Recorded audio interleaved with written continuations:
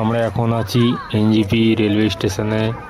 আমরা এখন এখান থেকে বাইক রেন্ট নিয়ে বেরোবো কালিম্পংয়ে লাভাগাঁওয়ে।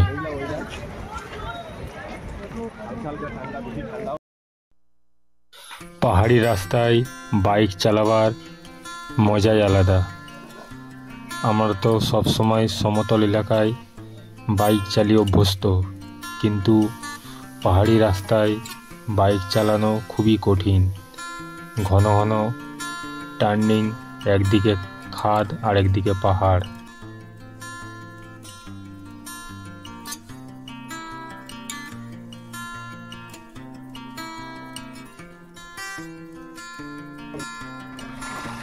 পাহাড়েতে কখনো মেঘ, কখনো বৃষ্টি, আবার কখনো রোদ। ঝিরিঝিরি বৃষ্টি পড়ছে, সেই বৃষ্টিকে মাথায় করে নিয়ে আমরা এগিয়ে চলেছি লাভাগাঁওয়ের দিকে।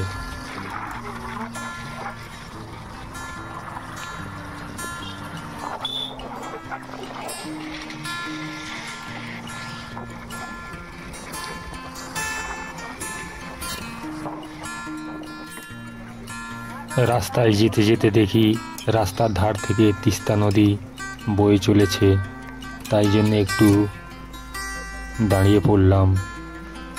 দাঁড়িয়ে পড়ে তিস্তা নদীর একটু ভিউ নিলাম।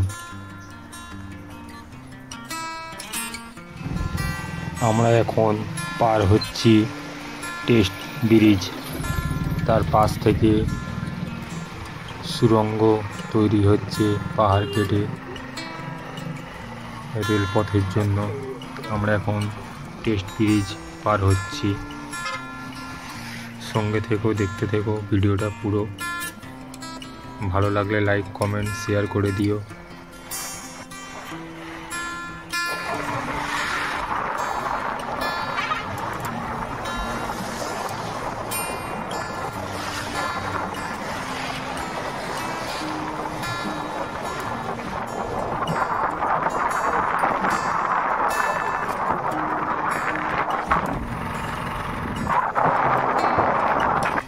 রাস্তায় যেতে যেতে রাস্তার পাশে দেখলাম একটা বুদ্ধ মূর্তি বসানো আছে।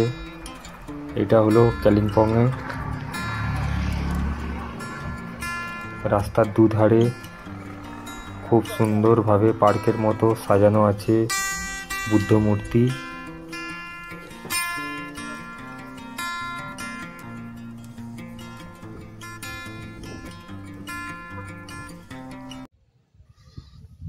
বুদ্ধ মূর্তি দেখার পর কিছুটা দূর এগিয়ে যাওয়ার পরে দেখলাম বজরংবলীর মূর্তি।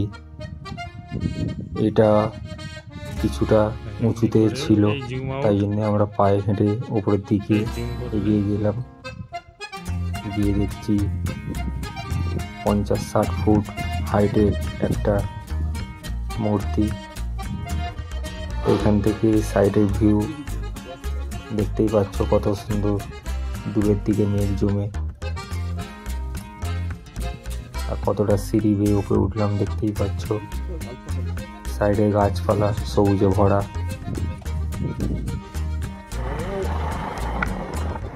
মেঘের ভেতর থেকে যাচ্ছি আমরা। চারিদিকে মেঘ, মেঘের ভেতর থেকে আমরা যাচ্ছি।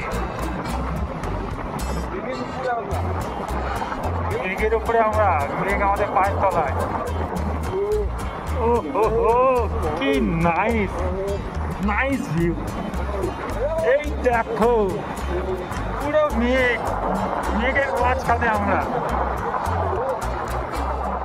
পুরো মেঘ দেখো, অন্ধকার এদিকে, পুরো মেঘের ভেতরে আমরা। মেঘকে আমরা হাত দিয়ে ধরে দিচ্ছি। কলকাতায় আমরা থাকলে মেঘ আমাদের মাথার উপর থেকে যায়, আর কলকাতা থেকে এখন এত দূরে চলে এসেছি, মেঘ আমাদের গায়ে সেঁটে সেঁটে যাচ্ছে। ভিউ, 100 কোটি টাকার ভিউ। দেখো কেমন মেঘগুলো ভেসে ভেসে আসছে, দেখো।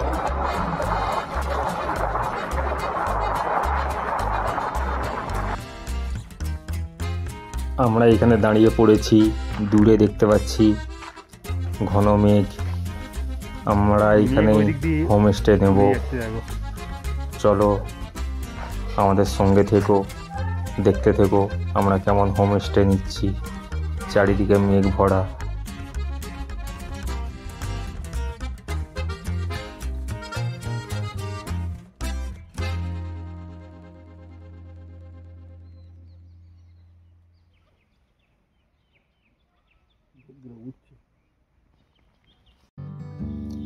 এটা হলো কালিম্পংয়ের হোমস্টে। এটার নাম হলো তাসি ডেলেক। চলো তোমাদের ভেতরে দেখাচ্ছি। এটা হলো ডাইনিং স্পেস, কত বড়, সাজানো গোছানো। আস্তে আস্তে ভেতর দিকে প্রবেশ করছি। দেখো সামনে বুদ্ধ মূর্তি রাখা। আর একটু ভেতর দিকে যাই। দেখো এই রুমটা দেখাচ্ছি তোমাদের। কত সুন্দর রুম দেখো। নিচে ডাবল বেড, সামনে মিরর, বাথরুম, অনেক বড়ই বাথরুম, ভেতরে গিজার লাগানো। আর এই সিঁড়ি দেখতে পাচ্ছ, এই সিঁড়ি বেয়ে উপরে উঠে গেলে উপরেও রয়েছে। এইদিকে হলো ডাবল বেড, আর নিচেও বেড বেছানো যাবে লোক বেশি থাকলে। আর এদিকে হলো সিঙ্গেল বেড। মানে এই কটেজটার মধ্যে 5 জন থেকে 6 জন থাকা যাবে। এখানে একটা আলমারি আছে। আর এখান থেকে বাইরের ভিউ পয়েন্ট দেখতে পাবে। এখন মেঘলা বলে কিছুই দেখা যাচ্ছে না।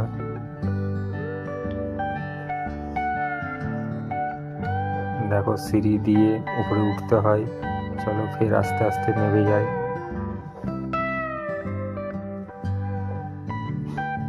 কত সুন্দর, পরিষ্কার পরিচ্ছন্ন।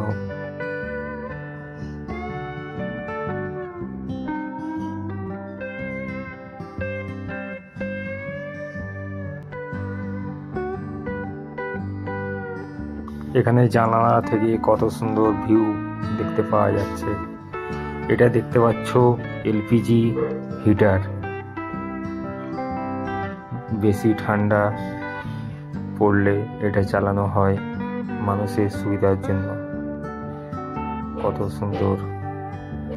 টেবিলের মধ্যে দেখো কত কিছু রাখা, ফ্লাস্ক রাখা, গরম জল রাখার, চা, কফি, দুধ, গ্লাস।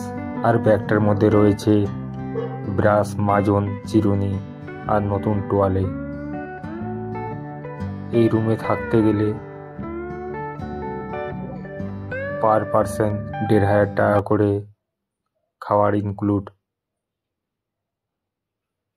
এই রুমের মধ্যে 3 জন থাকতে পারবে।